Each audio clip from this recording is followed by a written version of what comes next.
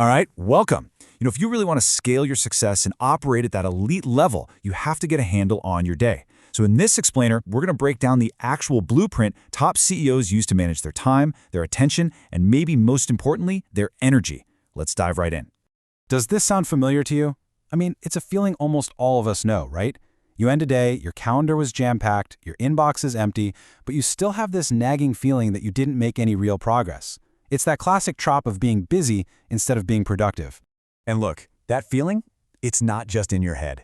It is the reality of how we work today. Research shows a pretty staggering 80% of us can't even go a single hour without getting distracted. This constant barrage of interruptions is the absolute enemy of meaningful work, and it's why we need a totally new approach.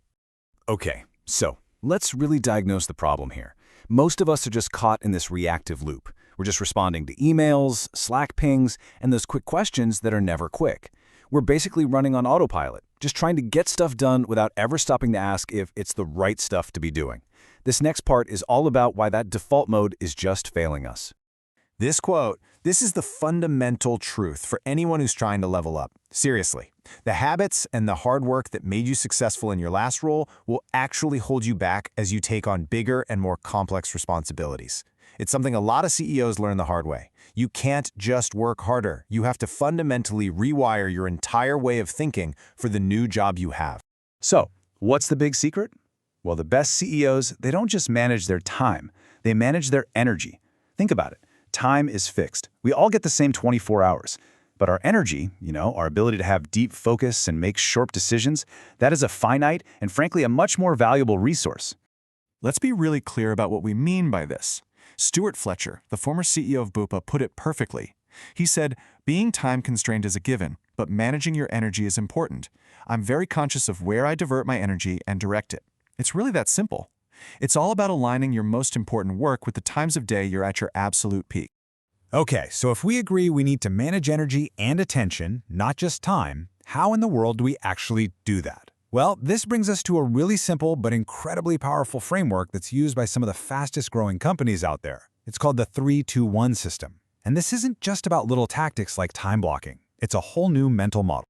The 3-2-1 system is all about understanding the context that you're operating in. It forces you to get clear on three things. First, are you a maker, a marker, or a multiplier? Second, are you operating in wartime or peacetime? And third, and this is the big one, what is the one non-negotiable thing that only you can do? Answering these questions is the absolute key to rewiring your whole approach. Now, this slide frames productivity in such a crucial way. Most people struggle because they're playing the wrong game for their level. A maker needs that heads-down, deep work time to create something. A multiplier is more like an orchestra conductor, orchestrating a massive enterprise. If you're a multiplier but you're still using a maker system, well, that's a recipe for disaster. It's the difference between individual success and true organizational impact. Next up, you've got to know what zone you're in. Let's take Brian Chesky, Airbnb's founder. During peacetime, when things were growing, he was a multiplier. He was hiring great people and then just getting out of their way. But when the pandemic hit, a clear wartime crisis, he had to switch roles completely, get hands-on and steer the ship himself. The zone you're in dictates the role you need to play. And here it is, the final piece of the system. This is the brutal question that honestly changes everything. For any given day or week or month, what is your single highest leverage activity? The one thing you absolutely, positively cannot delegate. That non-negotiable becomes your North Star. It's the one thing you protect with everything you've got. Okay, so now that we have the mindset and the framework down, let's get into the practical tools. How do you actually translate this 3-2-1 system into a real, functional calendar that actually works for you? This is where the blueprint really starts to come together. You've probably seen this before, but the Eisenhower matrix is the perfect filter. Most of us live our lives in that top left box, fighting fires that are both urgent and important. But the truly elite performers, they spend their best energy in the top right, important, but not urgent. That is where you stop just reacting to the present and start proactively building the future. This slide shows a brilliant way to put that principle into practice. It's based on an idea from Paul Graham, and the idea is to split your day to match your energy.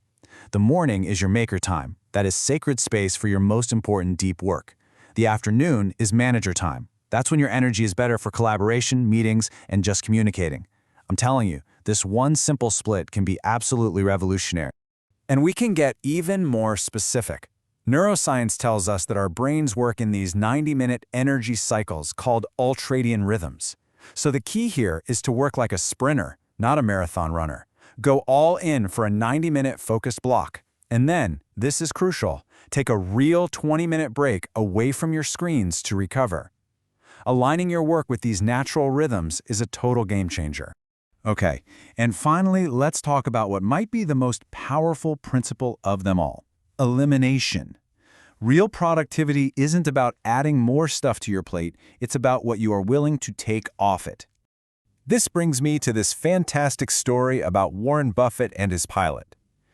So Buffett had him write down his top 25 career goals and then circle the 5 most important ones. The pilot said, "Okay, I'll focus on the top 5 and I'll work on the other 20 when I have spare time." And that's when Buffett delivered the big lesson. And there it is. That's the lesson. You see, the most dangerous distractions aren't the obvious time wasters like scrolling social media. No, they're the good ideas. The secondary priorities from number 6 to 25. They feel productive, but they are the very things that keep you from achieving true excellence in your top 5. So, what does this look like for you as we look ahead to 2026? It means creating and then actually honoring a stop doing list. Every time you say yes to something on this list, you're saying no to your most important work. Stop solving problems your team should own, not just to save your own time, but to build their skills. Stop going to meetings you don't add unique value to. Your presence might feel important, but it's often just a bottleneck. Every single hour you reclaim is an hour you can invest in true needle-moving strategy. So as we wrap this up, I'll just leave you with this final question. It's not about what new, ambitious goals you're going to set for yourself. It's about what you're willing to let go of to make room for them. So, what are you ready to stop doing?